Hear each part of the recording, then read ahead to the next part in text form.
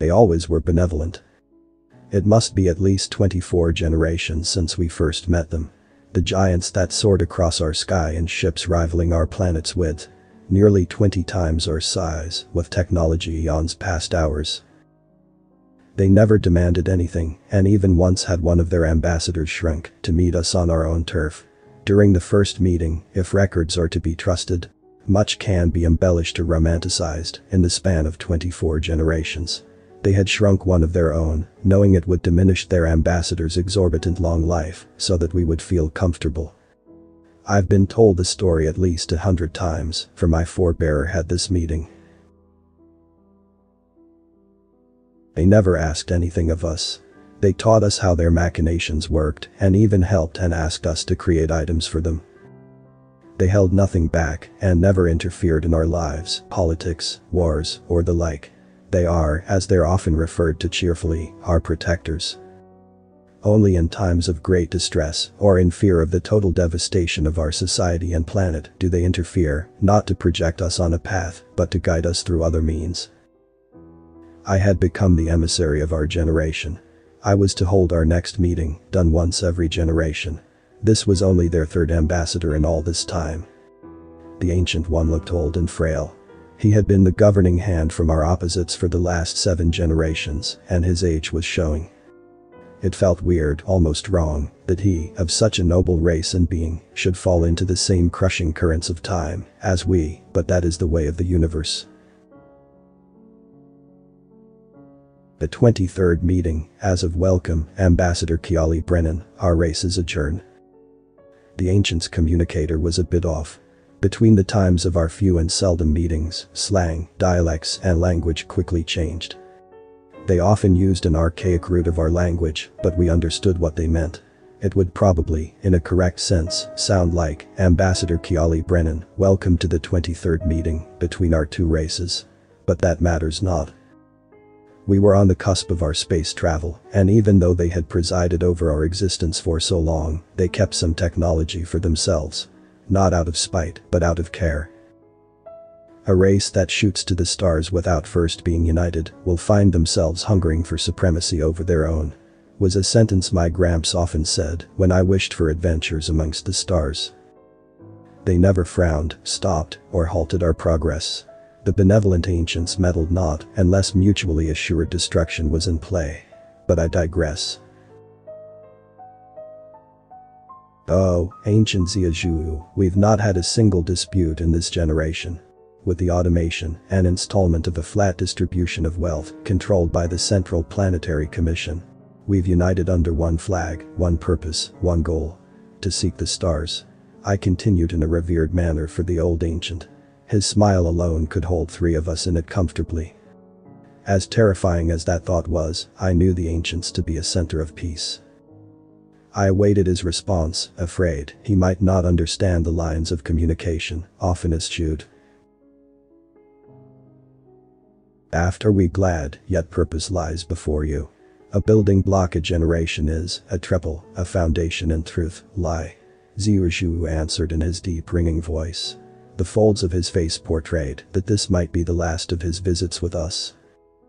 Again, the sentence was off, but it could be understood better. That you have found a true purpose and meaning. Between your people is a great endeavor that gladdens us. Yet one generation can change for the next. Once you have found it in yourselves, to build on it for several generations and find singular purpose as you have now, you will find your true path. I never thought I'd be as glad to study linguistics as I had, as of now. The mind was allowed greater space for interpretation back then. I looked at the great ancient one. I could not help myself and asked the question that had been stuck in my mind. It was so exceedingly rare that one of them should fall. That their lives should end. I asked a most undignified question, but I knew I only had a few years left myself and felt a sudden need to relate myself to it, the ancient giant. Oh, ancient one, may I be so bold to ask? Is this your last meeting? I felt the quiver of my very bones. The dread and sullying of my purpose at this meeting for something so personal. But I was resolute. I shew not one emotion on the outside as I awaited an answer. Yes. My last meeting this is. I have my final meeting in yet 2 years. The Ancient One smiled. I knew not whether to shake, smile, cry, or curse the universe for this travesty. But I knew better. I had but 2, maybe 3 years myself. He had honored me in this way, revealing his own time of death to a being with 1/9 of his length of life. At least 2 of my forebears had been ambassadors before me. Both had met with him in his youth 2 and 5 generations ago. I felt compelled to ask. Do you, O Ancient One, Ziyazhu, remember my forebears? We kept our name in reverence for our first generational meeting with you. Birds of a feather flock together. Looks and honor travel all the same. The Ancient One smiled again, somewhat more fatigued than before, but I knew his meaning. Your family tend to pursue or fold into the same interests, and you and your forebears look very much the same to me. It filled my heart with renown, an acknowledgement I had never thought I wanted to hear, nor needed. I pursued my quest for that which my heart ached for, and asked again. Oh, Ancient One, Ziyazhu, you have held your hands over my people and family for 8 generations now. Might I be so bold as to accompany you on your last day? For mine is sure to follow soon.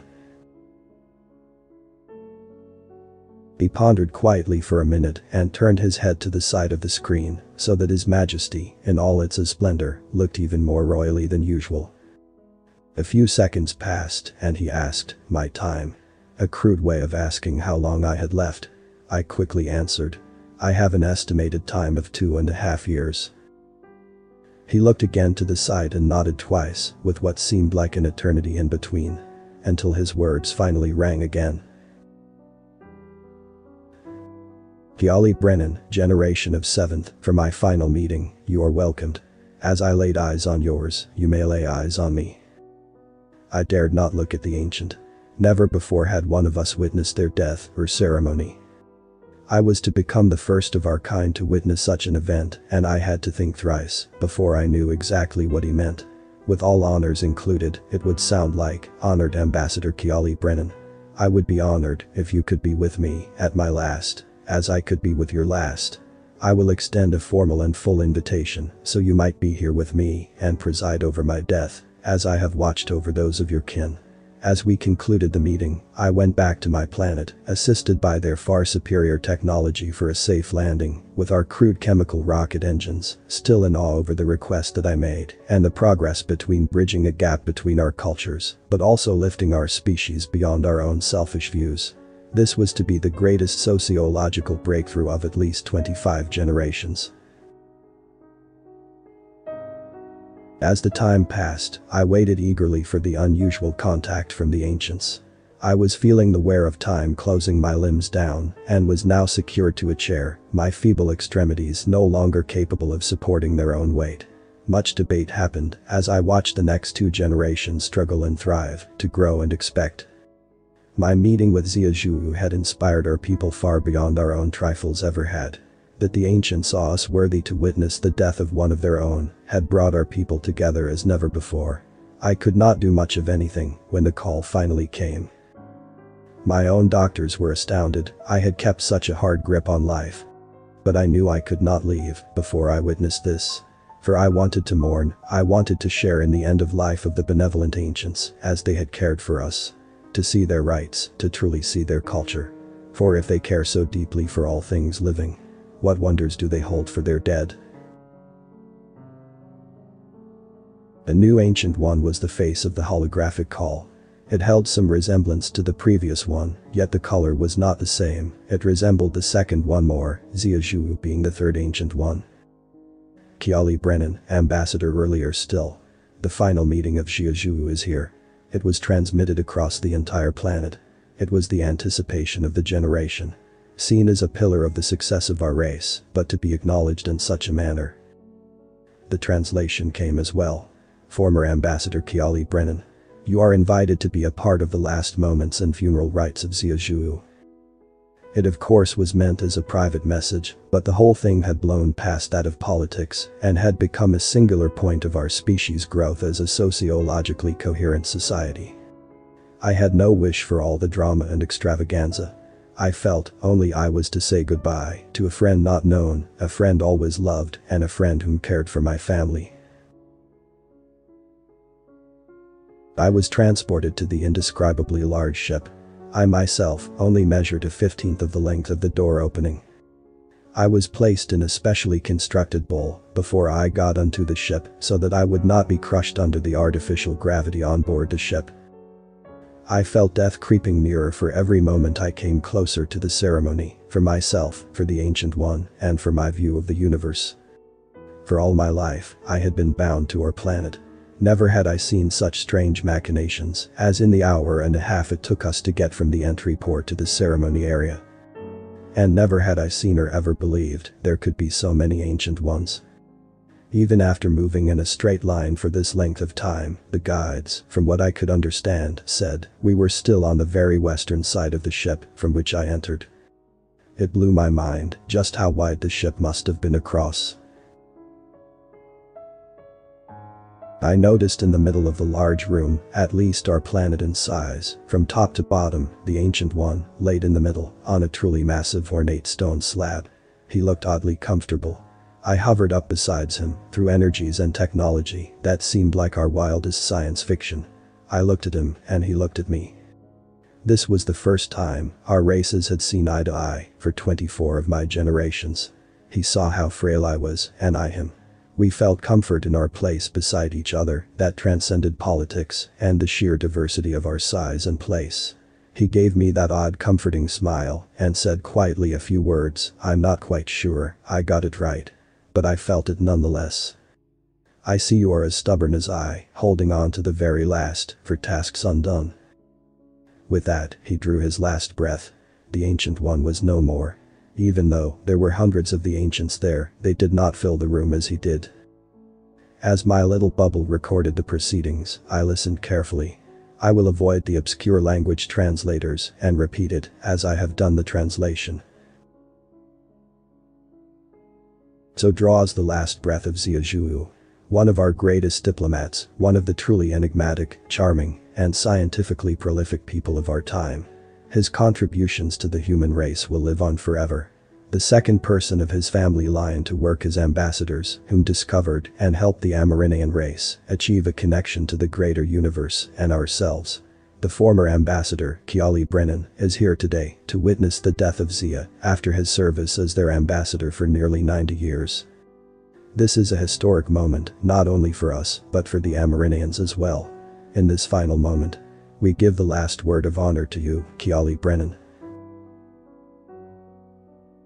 As I sat in the little chair, in the machinery that flew on its own, without feeling of inertia, the bubble didn't impede my speech in any way. I felt an immense awe at experiencing the death of the ancient human. For we barely lived 12 of their years, yet they normally lived 120 of them. But I felt in my heart what I needed to say. For untold generations, you, mankind, have stood over us. Never interfering, ever benevolent. You have never asked anything unbecoming of us. Why? Why have you not? You have had every opportunity. You are so far beyond us in every aspect that matters. But I knew the first time I met ancient Zia Zhu, that his smile, his gesture and being, it was one of warmth and love. One that didn't need to be repaid. One that was not demanding. One that only Shu, as when you watch your children grow to be good. For that, I thank Shu. For that, I thank humanity. You have given us thoughts, love and care, out of selflessness. And for that, we will strive to be your equals. Author's name and the link to original text is in the description.